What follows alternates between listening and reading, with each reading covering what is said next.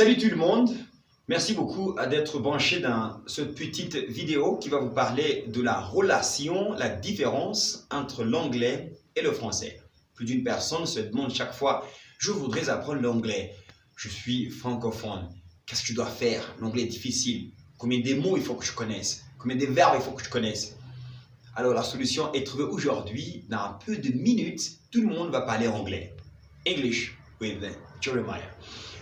Hi everybody, today we are going to talk to you on the difference between French and English. A lot of people that speak English and they're like, I don't understand what's the difference between French and English. How many words, how many verbs should I know to speak English?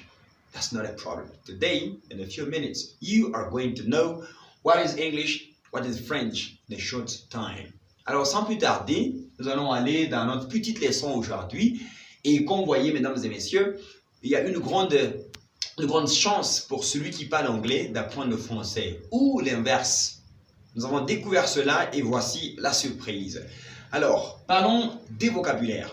Les mots que vous voyez par exemple, lorsque vous prenez un mot en français qui se termine avec sion, par exemple, communication, communication, on prononce en français communication. Le même mot se retrouve aussi en anglais. Donc pour vous francophones qui voulez apprendre l'anglais, vous n'avez pas à chercher un autre mot qui signifie communication. Vous avez seulement à prononcer différemment.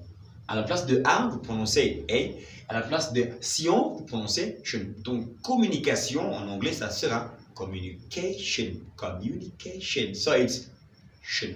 Tion. Vous pouvez donner un autre mot, par exemple. Voilà, exactement. Information, information. Très bien. Quotation, quotation. Donc, c'est le même mot qui s'écrit en français, même orthographe, mais bon, difference of pronunciation. La différence de prononciation. Et nous avons un second mot encore. On a les mots, les suffixes zion, qui se prononce en français, zion. Zion. Donc, S-I-O-N, comme la vision. Mais en anglais, le même mot. À la place des ions, vous prononcerez jeune. Jeune. Quand vous êtes francophone, c'est comme le mot jeune par rapport à vieux. Donc, quand vous avez vision, en anglais, vision. Vision. Répétez. Voilà. Vision. Encore une fois. Très bien. Prenez un mot comme révision. En anglais, ça sera right. Revision. Prenez le mot provision. En anglais, exactement, provision. Vous avez les mots comme cohésion en anglais, cohesion. Très bien. Donc, beaucoup de mots que vous connaissez qui sont zion en français, ils sont jeunes en anglais. Même signification. Wow, c'est good surprise.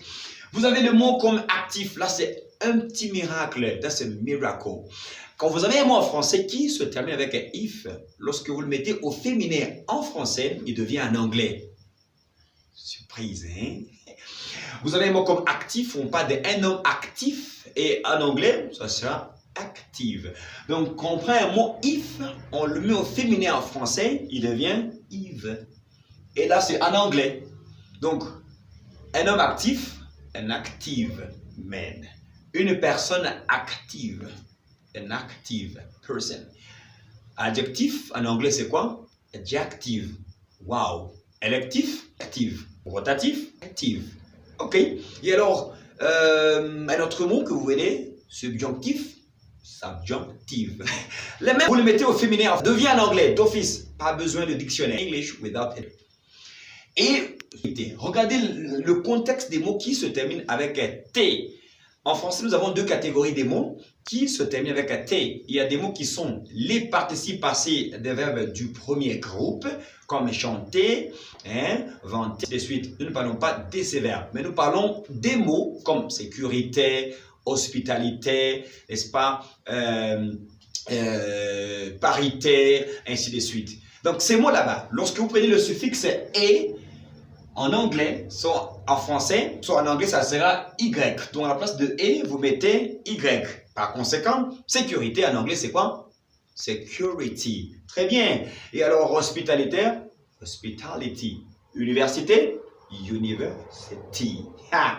Donc, vous connaissez l'anglais. Et terminons déjà avec une différence. Les mots en ans ou bien ans, en français, E-N-C-E ou A-N-C-E, c'est toujours ounce. Mais en anglais, on prononce seulement ounce. Donc, on a le mot différence en anglais, difference. OK. Et le mot comme importance en anglais, importance.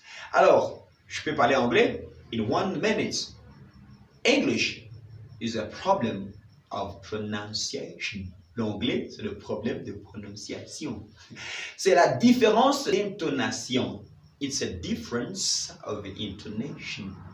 Nous sommes arrivés à la fin. Vous voulez nous rendre pour le second vous cliquez seulement sur like. Vous recevrez chaque fois des numéros. Bienvenue dans une petite émission présentée par Mr. Jeremiah Kijana à partir de la République démocratique du Congo, Lualaba Province. Keep in touch.